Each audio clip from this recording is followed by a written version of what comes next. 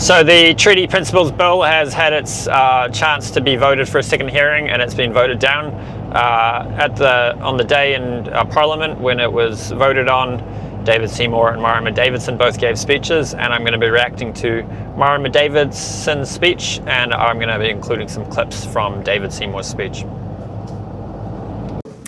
This House will and should hear repeatedly today that 90% of the submissions opposed, and that's from 307,000 submissions, record-breaking submissions to the Select Committee, oppose this bill.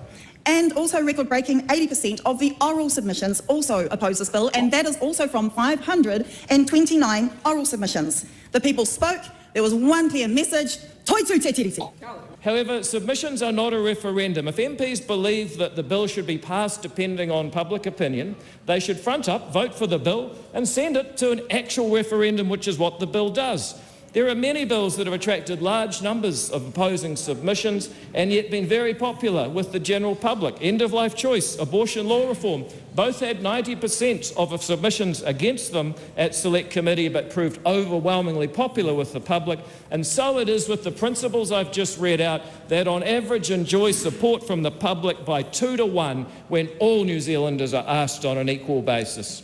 So David Seymour made that point very well. The majority of people who made submissions on the bill doesn't tell us what the general public thinks. It just, the people who are more angry about a bill are more likely to go and submit. I didn't make a submission on the bill because I thought that other people worded things better than I did, and I felt like I didn't have anything original to say, so I didn't feel it was necessary. Voting is different though. Submissions are to surface ideas, that's my understanding anyway, whereas voting is to figure out what the public thinks. And in surfacing ideas, I'm willing to bet that if we take those 90% submissions which voted against the bill and actually analyze the content, the arguments that they make, I don't think we'll find a lot of substance there. So moving on to the next clip. There was a particular moment in the Select Committee submissions where we even had an ACT MP attempt to drive migrant away from Te Tiriti centering, where the Muslim community leader Undam Lachman was asked if she was comfortable by that ACT MP, if she was comfortable with new migrants potentially being left with different rights to Māori, and she said, I reject your framing, I reject your question. This is a way to try and sow division between communities, and we see you, is what she said. She said, when you go to ethnic minority communities and try and promote division between our community and theirs, we hear you when you say, oh, your community suffers racism too and they get special treatment. And she said in her submission, Māori did not get special treatment, they did not get privileges, they are getting the rights that were promised to them and the help that should have been upheld in a very minuscule way. Okay, so the ACT MP asked a serious and fair question. Are you comfortable with different races having different treatment under the law? And the response was basically just a deflection. She's just saying, I reject your framing and I think you're trying to create division among us. But that's really not what's happening here. The question is, the reality is that there's different treatment under the law. How do you feel about that? Asking a question like that is not an attempt to create division. If such questions create division, then that division is already present. So clearly the bill has created a lot of division, but the question is who's responsible for that division? Is it David Seymour and the ACT Party for putting forward a bill which is asking for basic equality under the law, which is just a bedrock principle of liberal democracies? Or is it those that are creating an uproar about the bill? And I think there's a pretty strong argument that when somebody asks for equality under the law, and people get upset about it, it's not the people asking for the equality that are creating the division. The division is either already present or is created by those reacting to the bill. We've seen a separate Māori health authority. We've seen resource management decisions held up for years awaiting cultural impact assessments due to treaty principles in the RMA. We've seen half the seats governing Three Waters infrastructure reserved for 1/6 of the population. We've seen public entities appoint 2 chief executives to represent each side of this so-called partnership between races. I find this claim that Māori don't get special treatment to be one of the craziest. So we just heard David Seymour list a number of ways in which Māori do in fact get special treatment, but another major issue with this claim is it's a claim we hear from people who are opposing the bill.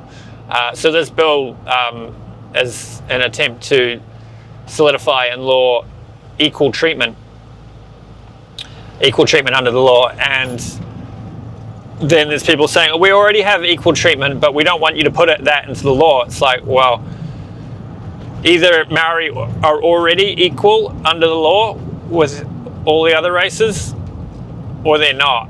And if they are already equal, this bill changes nothing. It just solidifies a bedrock principle that is universal to liberal democracies. If they don't already have equal treatment under the law, then you've just made a false claim. There were two objections that cancelled each other out. One said the bill isn't needed because Māori don't actually have special rights in New Zealand. Other objectors said the bill is an abomination because it denies Māori equal rights. Which one is it? It can't be both.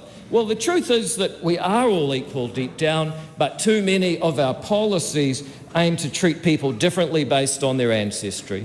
The ACT Party, I challenge them to release their myth of special Māori treatment and find their equity bone, find their equity analysis, ignore their myth of the privilege, of Māori privilege, and find their equity analysis deep within their bones. I implore them so they do not bring any more embarrassing bills like this to the House. Mr. Speaker. So here, Marama Davidson's calling for equity. David Seymour is calling for equality. There's an important distinction between these two terms, even though they sound similar.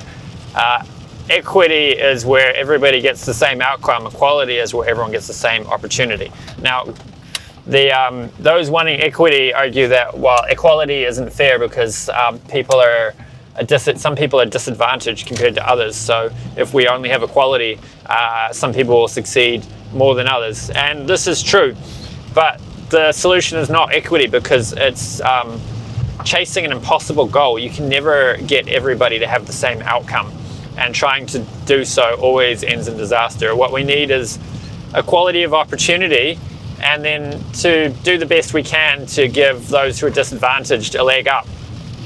Now, if it is in fact the case that Maori are disadvantaged more so than other races, then a needs-based approach will deliver them what they need. So the key thing is actually having a needs-based policy where we are actively looking to elevate the disenfranchised members of society. And principle 3, everyone is equal before the law. Everyone is entitled without discrimination to A, the equal protection and equal benefit of the law, and B, the equal enjoyment of the same fundamental human rights. So yeah, there's Seymour explaining principle 3. I really don't understand how people can object to this principle. It's just a bedrock principle that's pretty well universal to liberal democracies. I've argued with the odd person on Facebook, and one of the things they say is, well, stop acting like you're a victim. We're not living in apartheid. And yeah, this is true. The New Zealand is a great place. We have got a lot of equality, but there are some insidious elements in law, and there's some racial division which is actually growing, and we want to nip this stuff in the bud and stop it from becoming a problem. And even if it's just a small problem, we still want to remove it so we can flourish as a nation. I've found from engaging with some people and watching some objections from people to the bill that a lot of people actually agree with the principles. They just oppose the bill for some reason or other. And I mean, sure, you could say the bill in its current form isn't the real way to solve these problems. That could be, but a lot of the arguments against the bill are not like that, and that they don't make a lot of sense. So yeah, anyway, we'll wrap it up here. Let me know what you think down in the comments. If you like this sort of stuff, be sure to subscribe, and I will catch you in the next one.